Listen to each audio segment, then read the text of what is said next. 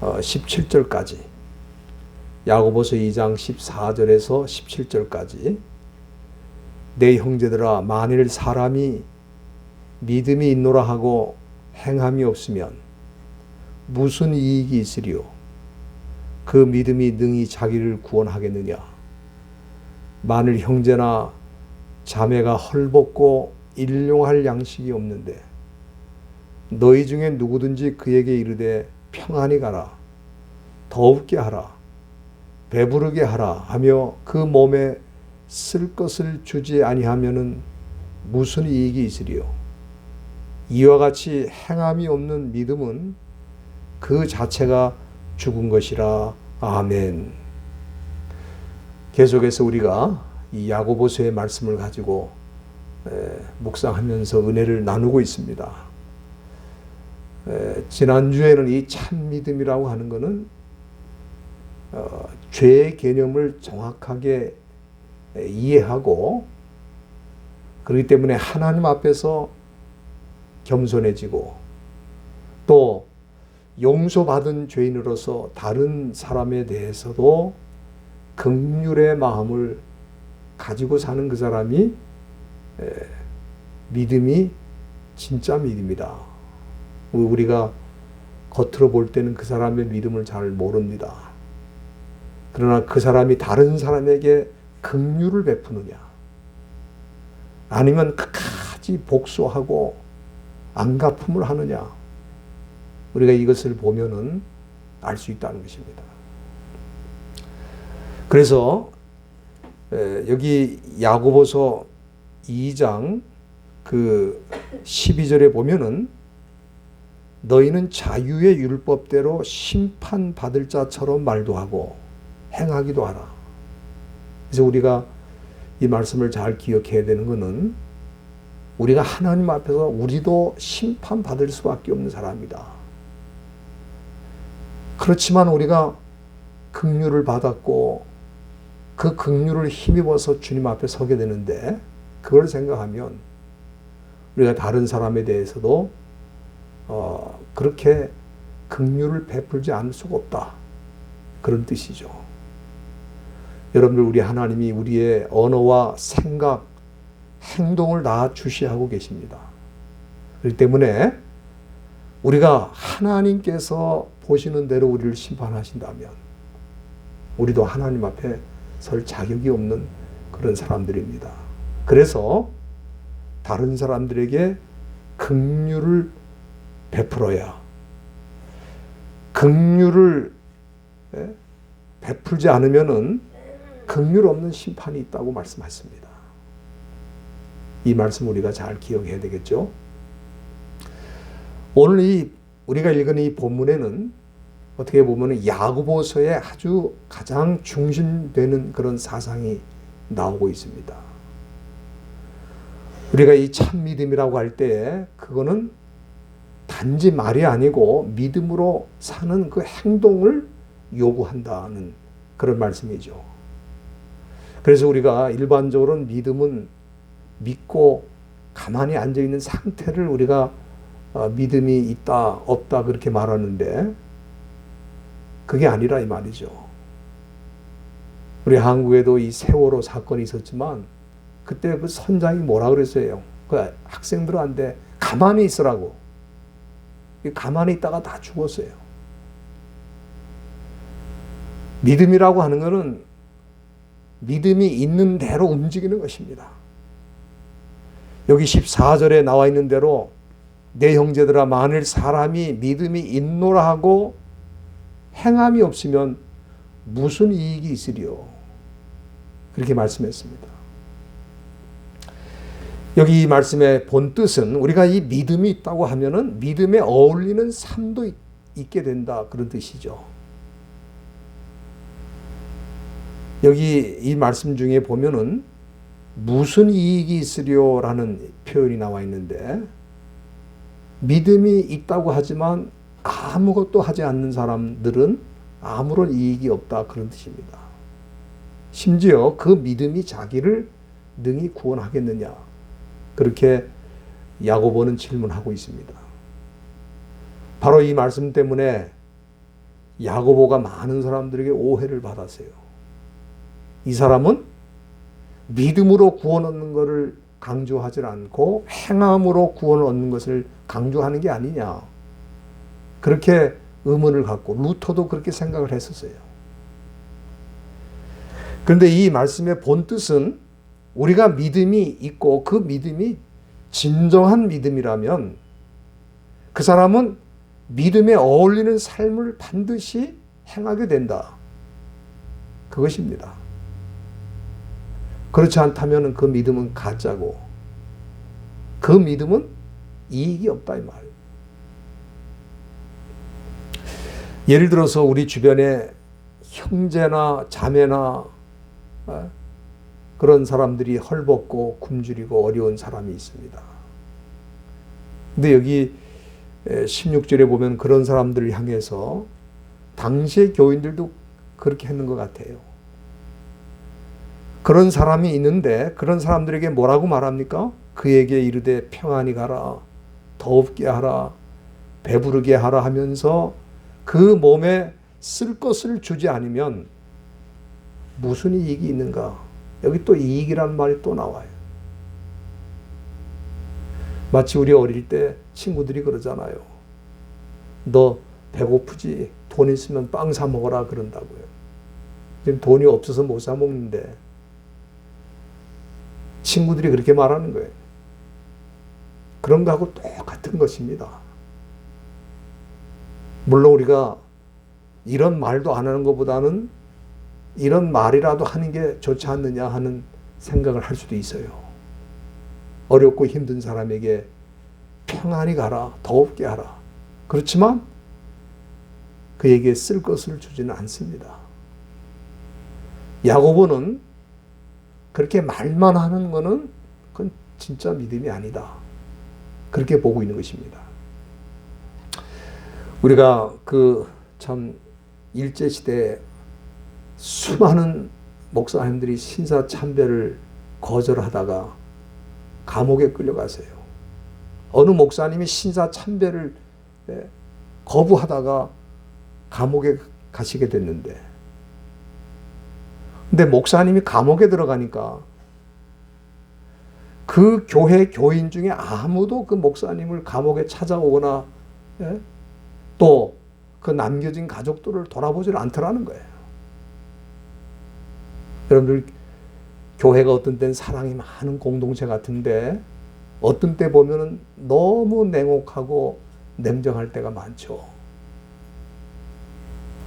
그런데 그 동네에 살고 있는 불량배들이 그 목사님 댁을 찾아가 가지고 그 가족들에게 먹을 거를 가져다 주고 그 가족들을 돌아봤다는 거예요.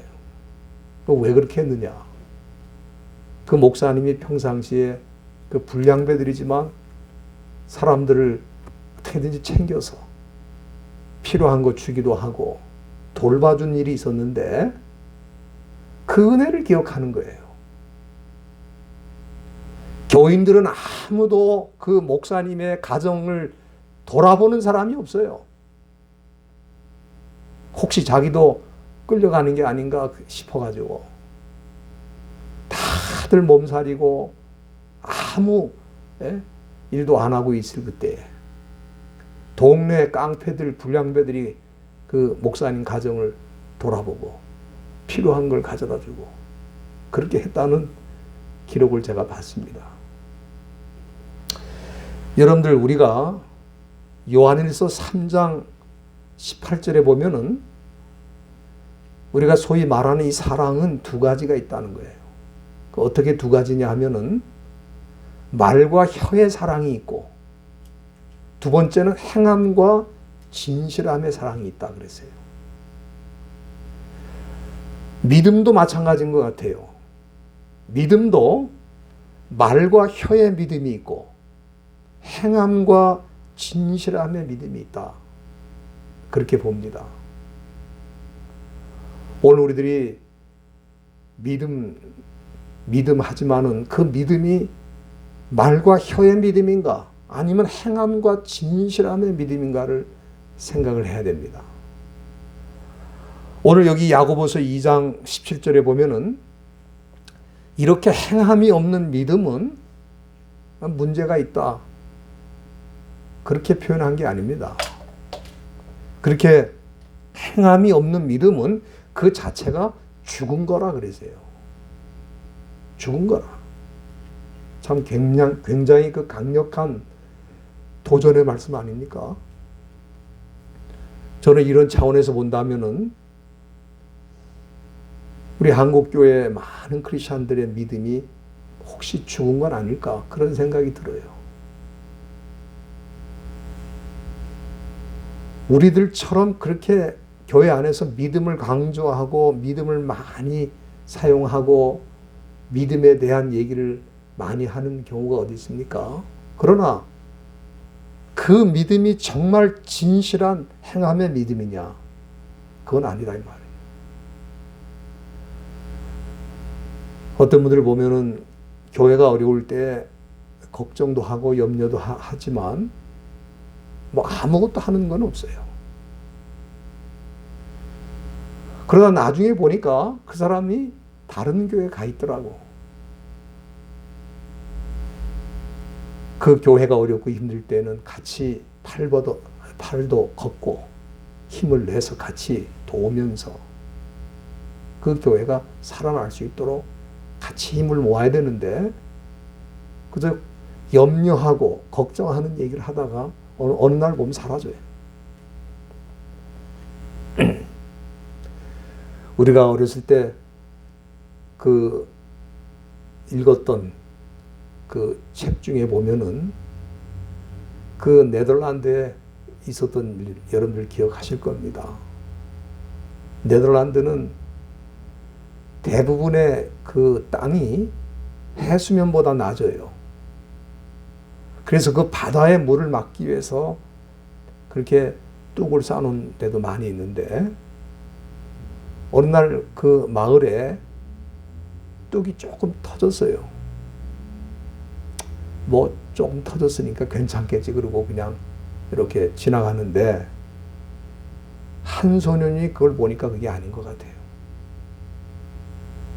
그래서 자기 딴에 뭐 손으로 이렇게 막고 또 안 되니까 팔뚝으로 또 막고 그렇게 해서 그 뚝이 터질까 봐 자기 몸으로 막았는데 아침에 일어나 보니까 그 마을에 그 뚝에 그 소년이 거기 죽어 있는 거예요. 그 자기 몸으로 그 뚝을 막고 그만 그 기온이 내려가니까 저체온증으로 지금 죽은 것 같아요.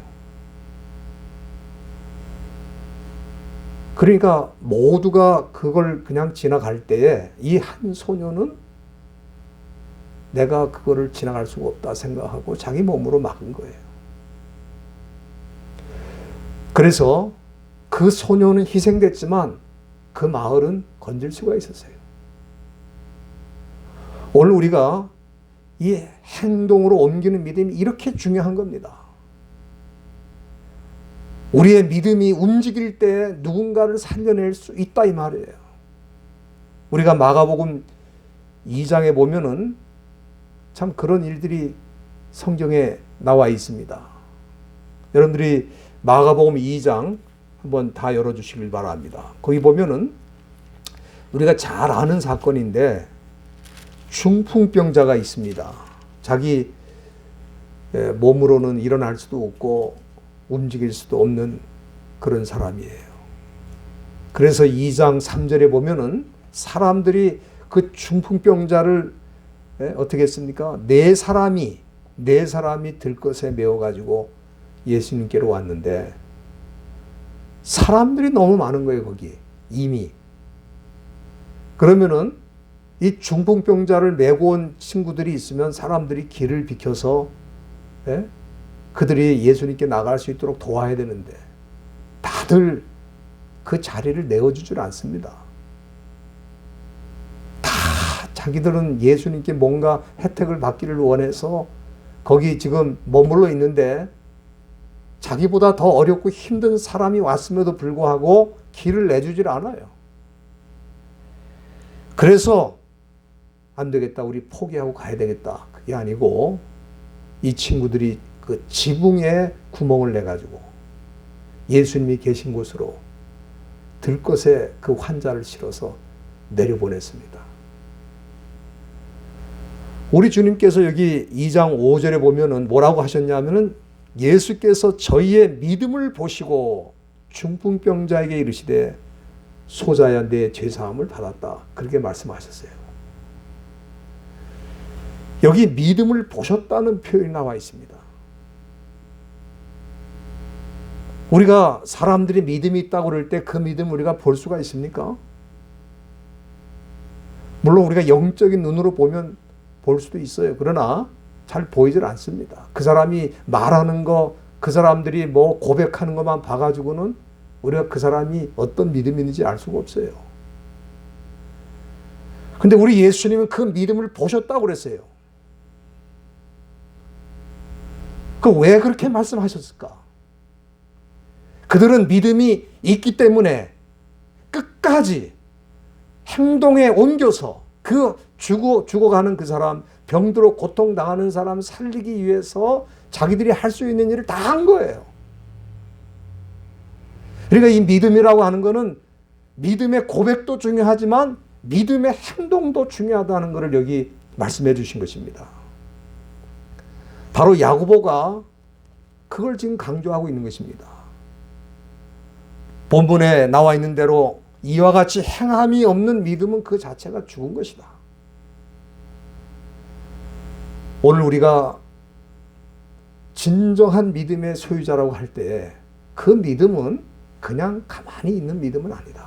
언제든지 움직이고 행동하는, 작은 것부터라도 네덜란드의 그 한 소년처럼, 이 중풍병자를 메고 온 내 친구처럼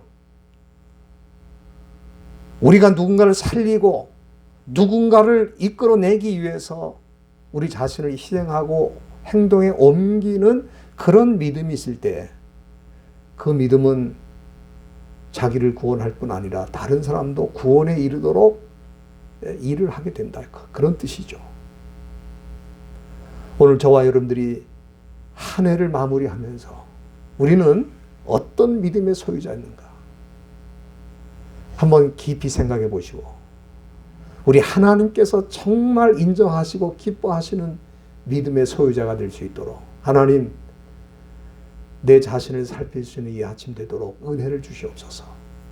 하나님 앞에 기도하시는 시간 되기를 바랍니다. 다 같이 기도하겠습니다.